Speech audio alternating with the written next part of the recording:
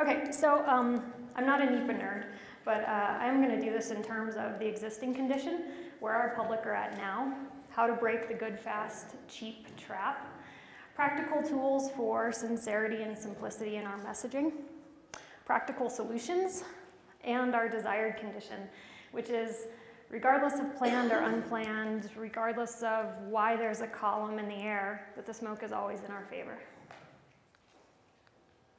I guess I can't go very far from the projector. Okay, so these are some lessons learned from my experience, and some of this is localized. But basically, I think we fear things in proportion to our ignorance of them. In light of what we heard this morning from Sarah, that might just be a lack of understanding or different risk perceptions, what's really at risk, what are really my impacts, that kind of thing. And ignorance in terms of understanding why are we doing it, how are we doing it, what's actually happening out there on the ground. So smoke is a tangible output of fire, we all know that. The fire legacy is an uncertain place for many, and by uncertain, usually it's a pretty scary place for most folks. Lack of understanding coupled with media, social influence can feed this and other complex social or emotional relationships to smoke and fire. You add into that what I've heard a lot, picking up those phone calls and going out there with the public, is poor agency, credibility, and consistency, and general frustrations with the government. So a lot of times when I go out, I am the only person, I am the man, because I am the only embodiment of the federal government that a lot of these rural communities seen. I worked in North Carolina, Oregon, and now in Arizona. And for a lot of small communities, I'm the only person from the federal government they've ever seen.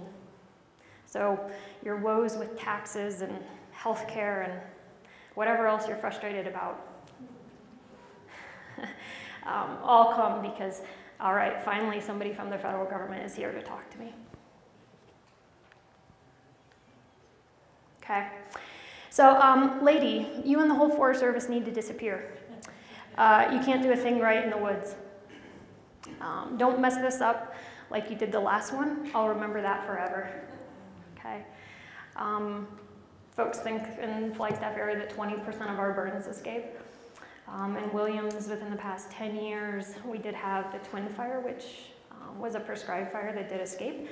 And they did pre-evacuations and evacuations of part of Williams. Okay. I hear about that every single time I go out. When you have a long memory of the bad stuff, okay? Okay, so this is in Tucson, and this is what I do every day. I'm a full-time fire information officer for the South Zone of the Kaibab National Forest. That means the Tucson and Williams Ranger District. Tucson is right outside the Grand Canyon National Park. Tons of international visitors. These folks live and die by how many hotel rooms they can sell out every night. It's a very, very small community. And as you can see, we are burning about as close as the wildland urban interface as it gets. This is right there. And this, you can't really see it very well, but in the middle of town, one of those is the IMAX theater. And I'm standing out there with my information board talking to folks, and 5 tour buses of Korean tourists from Korea pull up. I'm thinking, oh my God. I get on the radio, help. And my IC walks over and helps me out, okay? We get a thank you note for the mayor for doing this, okay? So how do we get to that point where we can talk to folks who've no fire culture, no social, political reference to smoke or fire at all, to the town mayor who works with all these business owners and is the general manager of a hotel in town. And here's how those conversations usually go for me. Hi, I'm Holly with the Forest Service. What questions do you have today? And I stop. This is really hard to do because as public information folks, we've got talking points, we've got information, we've got stuff from NIFC, we've got all this direction about what we should say, why this is good, all this science. We're all prepared. Not a good tactic for me, I haven't found. So generally, I find that the public has 1 to 3 minutes of steam or concern, and keeping in mind that I'm probably the only representative of the federal government that they've ever talked to. Okay? So just listen. And then I do what I call commonality bingo. So I listen to their messages. Why are they passionate about this? Why does it matter to them? Are they a hunter? Are they worried that I'm going to ruin their fall hunt that they've waited 10 years to pull a 7 West tag for? Maybe. Okay. You know, is it their kids with asthma? Is it, you know, whatever it is, what is their connection to the land and how do they use it and value it? And then what we do is try and tie the talking points to those values. Okay. So how is fire at low intensity and resulting low severities really good for elk? Okay? Leave all my other talking points in the dust. That's what they care about. I'm speaking to them about what they care about. Therefore, it's valuable. Okay? I make it tangible to their reality. So we had a fire at Sitgraves Complex, wildfire managed for resource benefit, big wildland urban interface component. And that mountain hadn't experienced fire since, at the most recent, 1916. So it's roughly 100 years worth of fuel buildup. Really heavy fuel loads, mostly ponderous pine with a little bit of dry mix con. And so when I'm talking, you know, to a few hundred people, and we ended up individually talking about 350 houses, I'd stand on their front porch and I'd look and I'd say, imagine if you didn't rake up your pine needles for 100 years. You can see the wheels in their head spinning. Okay? So make it tangible to what they do, all right? Wherever it is, whatever their influence is, however that they use it. And then the next logical question that comes up is, well, how long is this going to take? How long am I going to have to breathe your smoke for what you're doing? I'm trying to be as honest as possible, even if that is not going to be a comfortable place in the conversation for me. So yeah, Sitgraves Complex, I'm sorry, we think this thing is going to go 6 weeks. That is not the answer they want to hear. But my job isn't to give answers that folks want to hear. My job is to be as honest and transparent as I can. How are we going to do it? Are we going to do accelerated mass ignitions with PSD? Yeah. Are we going to burn out all these roads? Yeah. Are we going to do a temporary closure? Yep. Okay. Because I find at the end of the day, most folks just want you to be honest with them. They can tell if I'm not. And then follow-up security. We tend to have a lot of conversations that are moments in time in a linear structure that stretch out to the horizon. And I think they should be more like a loop. So, awesome, it's 3 o'clock today, you were home, I stopped by, you were working on your boat, talked to you for 10 minutes. Here's my information. Call me again in 2 hours if you have another question. Call me again in 2 weeks if you have a question. Call me in 2 months when we're in prescribed season. So how do you follow up on that moment in time conversation that you have? Okay, so you guys might have seen this before, but this is a pretty common management thing. It's called good, fast, cheap. And the idea is you can only have 2. So it can be fast and good. It's probably not going to be cheap. It can be fast and cheap. It's not going to be good. Think McDonald's or something like that. Okay? And so forth. The only way to break this in terms of public communication for fire and smoke messaging is planning, okay? Because a lot of times we tend to fall into the fast and cheap. It's not necessarily very good. And by cheap, I mean human capital. We try and do it with as few PIOs as we can, keep costs down or whatever it might be, or we don't do enough pre-planning with our PAOs or FMOs, okay? And so that cheap references the human capital aspect, and fast. But that fast is reactionary fast. Oh, there's a column. Got to walk down the hall to my PAO. Or, oh, there's a column. Why did my FMO give me a GIS map faster? All right? So planning is the way to break this trap. Okay, so Claudia, did you get those handed out? Yay.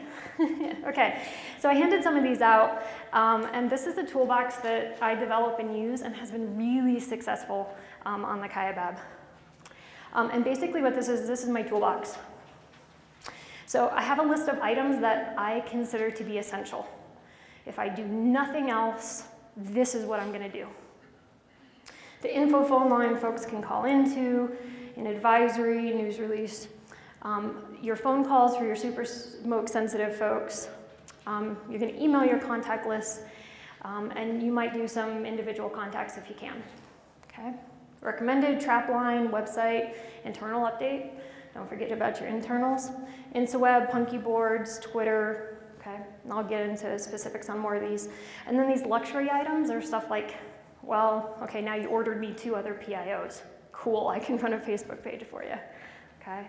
Or you came to me 3 weeks ahead of your burn. I can do this for you because you didn't come to me 24 hours before. The other thing that's nice about that toolbox is it puts everybody on the exact same page, so there's no confusion over what mechanism is being used to get information out. Okay? The FMO, IC, burn boss, whoever knows exactly what they're going to be getting, and I know exactly what I'm going to be doing. All right? You can also give that right to your agency administrator. Say, for wildfires, hey, this is exactly what we're going to be doing. You guys who are burn boss folks, this is written into every single one of our burn plans, all 17 of them on the Williams Ranger District. Every single one has this for that specific burn. I don't know if I jumped one or not, I did. Okay, so some other tips from that are human capital efficiencies. Try and think differently about your staff. Okay, I know not everybody has the luxury of a full-time fire information officer for their forest. Probably not most of us. So, you know, fire folks, think about your prevention folks. What are they doing post-monsoon? Probably not much need to go out patrolling. They talk to the public every day. Why not deputize them to be PIOs? Okay, might work. Think about your frontliners, the folks that sit at your front desk and answer your phones. They talk to the public every day. Okay? See if you can talk to them in the off-season about opening a PIO task book. This is really effective for us in Williams. We now have 4 new PIOF trainees that we never had before who are adoring what they're doing because we asked. We said, hey, would you consider doing this for us when we need it? So your militia is more than just people dragging a torch or holding a line for you. And then, you know, I can take a lot of time to explain what a PSD is. My words are not going to be able to capture for the public what this really means, okay? Unless I put them on a helicopter, doesn't matter. This graphic right here is an NPS graphic. Thank you, National Park Service. I've used this on pretty much every fire that we've done aerial ignitions because it's 1, 2, 3, 4. Here, step by step by step of what we do without people thinking it has the filter of me or the agency or, you know, any of that kind of stuff. They can see it right for themselves. Think about YouTube. I did hear some folks talking about that yesterday. Under an incident management structure, you can do as much YouTubing as you want. Forest Service-wise, if it's not under the incident management team banner, it has to be 508 compliant and have subtitles and captions. You can't just throw up a video from your iPhone, okay? So there's a little bit of work in there. But this is a really effective tool too. Again, part of increasing your human capital efficiencies, if you don't have a big staff to make this run for you, is increase the shelf life of your product. If you flip over that handout I gave you, you see 2 things on the back. One of those is a little map of that Sick Graves complex like I was mentioning earlier.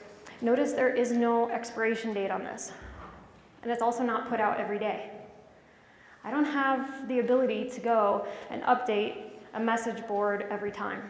Okay, again, regardless of the strategy, all right? So I do that by making those self-sufficient.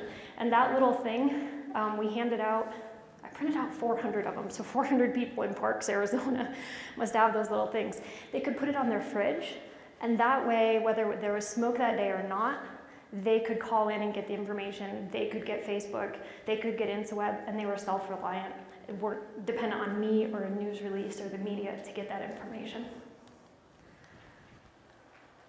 Okay, humanize your fire and smoke, okay? So if you can, whether you have somebody with photographic skills, who's a firefighter, information, whatever it is, make it about the people doing this rather than just some inhuman agency going out there and starting, big columns, okay? Try and show the people that are actually making this happen. Tell a story, okay? That's another good thing, especially with smoke. There's a story behind why that is, okay? Is it an unplanned ignition that you're managing to benefit the landscape? Awesome, that's a story, tell it. Okay, again, very different fires, very different stories, okay? Whoops. There's a video here, but I'm not gonna show it. But basically, we had some folks, we got a couple of rain events, and the public thought that the fire was out. And then when smoke came back, they thought, well, why are you reigniting it? It was out, okay? So we use YouTube, put them in the driver's seat as though they were in the helicopter themselves to show them exactly what was happening, the fuel consumption, how it was benefiting the landscape, and that their mountain was still there. This also increases your transparency, because if they have some level of distrust of your agency or the federal government, there's no filters in this. This is just as it was through your lens. Okay, so some solutions. Public affairs folks, here's some ideas of what you can do to help this, okay? Fire folks, here's some ideas of what you can do, okay? Offer to show up at each other's events, okay? Offer to show up at each other's trainings. Share your factoids. If you have a really cool factoid, like there hasn't been a fire on this mountain since 1916, okay? Because you have those fire base layers in your GIS. Your fire information folks would love to have that, okay? PIOs, maybe learn WFDS. So you don't have to go bug your ops folks for that lat long for InsaWeb, okay? Try and cross over. Okay. I'm just gonna do this really fast. And what I was doing was showing the town council for where I work. And a quote was, I've never sent a Twitter in my life, not a tweet, but a Twitter, but I'll get your text message. Okay, so how many folks in this room have a smartphone? Pull them out. Pull them out. We're gonna do this. Okay. Open up your, whatever text message service you use. I'm serious, we're doing this. Okay, and I'm sorry, I'm gonna run like 2 minutes over. Okay, I want you to text the words, follow, with a space, Kaibab NF to 40404. Congratulations, you now follow the Kaibab on Twitter. Okay? Yep, follow, it's the word follow with a space, and then Kaibab NF. The text showed up weird on there, sorry guys. You can do this with any Twitter account, because I guarantee most of us don't have Twitter accounts. Right? I've yet to meet an FMO who has a Twitter account. And I love you guys, I do. It's okay. But guess what? Everybody gets text messages. A lot of our folks do, who will never get on Twitter. You've just made all of your tweets and your live updates available to those groups. Okay? And you can text stop to stop following this. Or you'll know when we're selling Christmas tree permits. So on the local level, it kind of functions like this. In March, we do suppression. In July, we do resource benefit. In October, we do prescribed. It could look a lot more like this. In February, we cross-train and share our accomplishments from prescribed. In April, we do suppression and talk to our communities. Fire adapted, all that kind of good stuff. In July, we do resource benefit. In October, we do prescribed, but we share our accomplishments with our town councils, with our media, with our communities of what we did during suppression and resource benefit. And then in December, we plan for that next year. So this is more of a complete loop, more of an intentional process as far as how we communicate smoke and fire. Okay. This is a quote from the Chief of the Forest Service. "We do not accept unnecessary risk or transfer it to our partners or future generations." Does anybody remember reading this? This came out in the 2014 Chief's Letter of Intent. I bet if you read it, you never read it past suppression season. But this is valuable, again, regardless of what type of smoke we're putting up in the air. We're doing this to not transfer risk to future generations. Every management choice that we make is for this. And I bet you most public conversations, if you tell them, hey, do you want this mountain to be here for our kids and our grandkids? Say something along the lines of, hell yeah. Guess what? So do we. And here's how we're going to do it. Commonality bingo.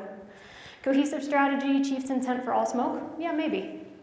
NIFC, Geographic Coordination Center's PIO rollout for other 2 seasons. Maybe we should look at doing a full rollout and talking points for resource benefit and prescribed. Because right now we don't. We have this huge rollout kit for public information folks for suppression. We don't do it for the rest. And larger picture. For prescribed, maybe throw in a hashtag restoration.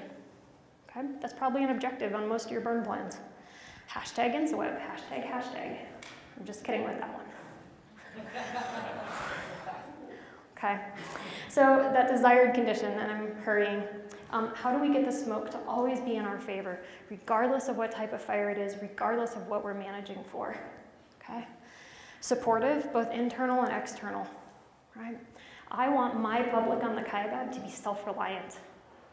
I want to get 0 phone calls in 2016. How do I do that? I give them the tools to get the information themselves in a timely, consistent, transparent, and accurate manner. Okay? I use InSweb for all fires, regardless of what it is, so that my public, if they see smoke in the air, they know that's where to go and they know it's legitimate. Level the playing field with trust and respect. Stakeholders do as I do. Wouldn't it be nice if the mayor of your community had a fire-adapted house? Ha! Okay, all right. So wouldn't this be great? This is our desired condition. And I heard someone say yesterday, I want my calls to be, did you get good consumption out there today? Yes, that'd be awesome if I got that phone call.